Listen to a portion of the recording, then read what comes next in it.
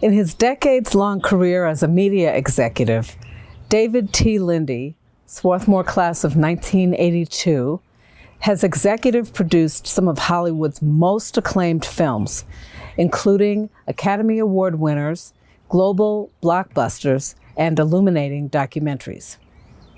But beyond this critical and commercial success, David and his movies have been lauded for their mission, championing the voices of underrepresented filmmakers and shedding light on socially relevant themes. Since 2015, David has been CEO of Participant, a global media company dedicated to producing content that propels audiences toward positive social change.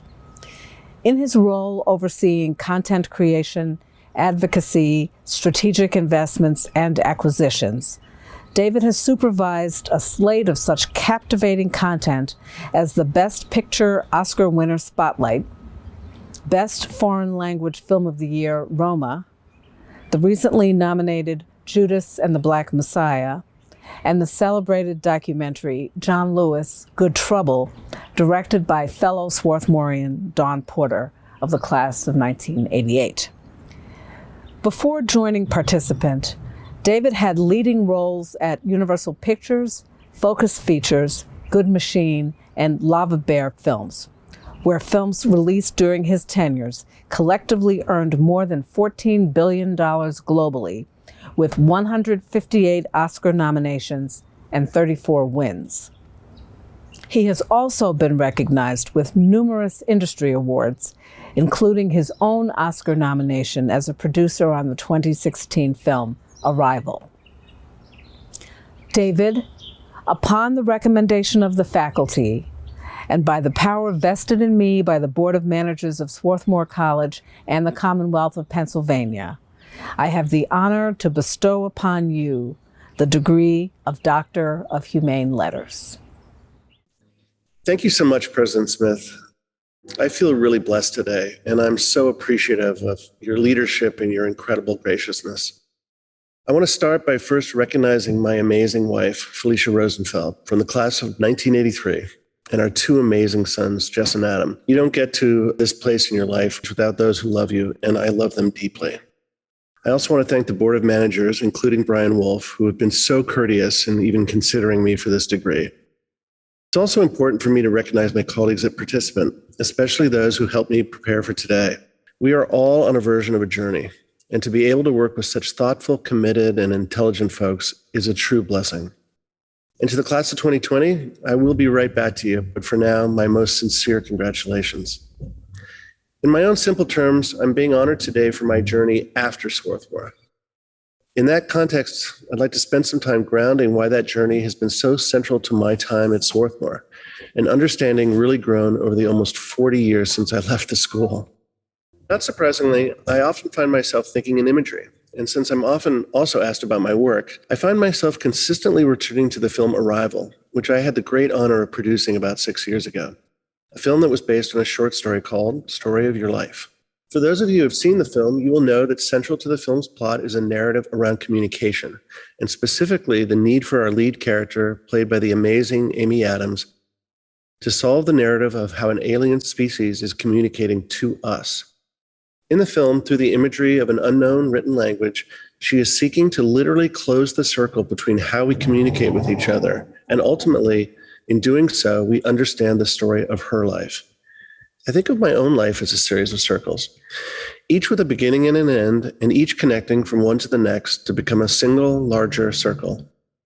Growing up in Eugene, Oregon, or living in Europe as a child and as a teenager, each of the jobs I had in my 25 years working in New York City, building a career in independent film, moving to Los Angeles to run a film studio, and then becoming an independent producer, and now running a company that is devoted to combining art and activism to connect people to engage in positive social change. Those are just examples, but each circle of experience supporting and leading to the next, creating that complete circle, or what I call the story of my life. I haven't had the chance to complete my Swarthmore circle, not quite yet. When President Smith first called me in 2019, part of our conversation centered on how pleased my parents would be, especially as it looked like we could figure out a link for them to watch the ceremony. As far as they were concerned, my attending Swarthmore really was an indication that their son was on a real path. Most people don't know that I did not graduate from Swarthmore until today. I spent 4 years studying, but didn't complete my studies for pretty basic reasons, like not being committed enough to all my classes or being connected enough to the process to finish. It was obviously an uncomfortable thing to explain to my parents. And in many instances, we just kind of glossed over it. Families do that, something that none of us really felt comfortable articulating. So I left school to follow Felicia to New York, very much still trying to figure it all out, unsure of what I had experienced that would help me find my path forward. What did I do in my 4 years at Swarthmore? It just seemed so indistinct. I wasn't ready to see the answers that were actually there. My freshman year in Philosophy 1, on the first day of class, there was an assignment for a 10-page single-spaced paper. I had never written a 10-page single-spaced paper, nor read anything like Plato, and I knew that that first paper was not great at all. But I remember it so well, and I understand now how my mind was beginning to open. I really struggled finding my way that first year and decided to take a year off, which took me to working at an agricultural facility in Oregon, then 6 months hitchhiking in Australia. I came back a little bit more mature, a little bit more open, but not necessarily a better student. I needed to fulfill my various credits, so during my sophomore year, I haphazardly took a Russian literature course taught by Tom Bradley. At the time, I just knew that I could not put those books down. But unbeknownst to me then, I began to understand the transformative power of art, because that class was transforming me. And I met Felicia and followed her into the Swarthmore Anti-Apartheid Committee, where we advocated for the school to divest from any investment in South Africa, which it did. I was hardly the leader of that group, but it ingrained in me the beginning of an understanding of how to advocate and how not to give up, including if it meant taking over a board of managers meeting, to find a common solution and to learn to hold your ground for values that are intrinsic to an equitable society. And the movies. I remember sitting at Clothier watching Bergman's Persona. How could something be so distant, yet so emotional? I could barely comprehend it, but vividly remember quietly listening to the other students discuss it. Maybe I could touch that world. So, inspired by friends from the class of 1982, my friend John Scher and I cooked up an idea. We would make a film and we'd convince the school to pay for it. We were directors, producers, and cameramen. Off I went to the committee that funded student projects and convinced them to fund a Swarthmore-based satire of James Bond. Not quite Bergman, but we shot the film on an 8mm film camera. We worked with our friends on the script and then cast them in the film. I borrowed Felicia's parents' station wagon, let the air out of the tires so that John could lie in the back and shoot a tracking shot outside of the parish lawn. We mixed a soundtrack and created a separate dialogue on a 4-track audio cassette recorder. I'm not even sure if people know what 4-track audio cassette recorders are anymore. And when we showed the film to a packed house, we synced the image and the sound by John either slowing the film in the projector by hand or by slowing the audio cassette player with a pencil eraser. And other students took it over the next year.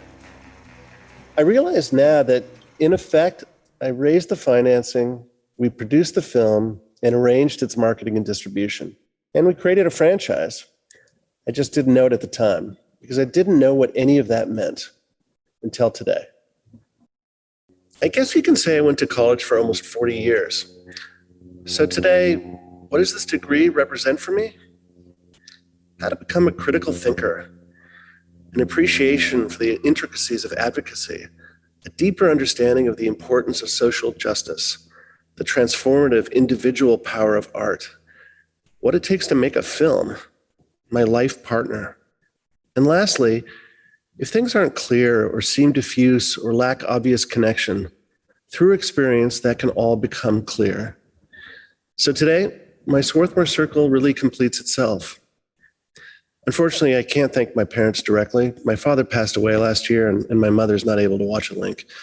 But I did get the chance to tell them in person before the pandemic hit, and we closed that loop together. Sure enough, guiding me towards Swarthmore was an excellent path. Back to the class of 2020. I deliberately chose to record this outside today because we were supposed to be outside today, together. You have accomplished something amazing and in the most challenging times. My most heartfelt thanks and congratulations.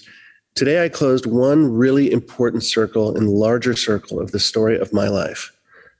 Thank you so much for letting me be one very small part of yours. Thank you.